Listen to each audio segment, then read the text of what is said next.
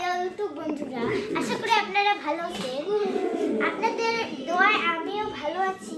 এখানে আমার অনেকগুলো পোটার কবুতর আছে, কুমারিয়ার সাদা পোটার, এখানে আছে বিউটি কুমার, এখানে আছে ম্যাকওয়ে পোটার, ওখানে আছে শাটিন, এখানে আছে কুমারিয়ার কালো পোটার, ওখানে আছে ম্যাকওয়ে পোটার। এখানে অনেক পোটার পাওয়া যায়, আপনারা চাইলে বিক্রি করবো অবশ্যই।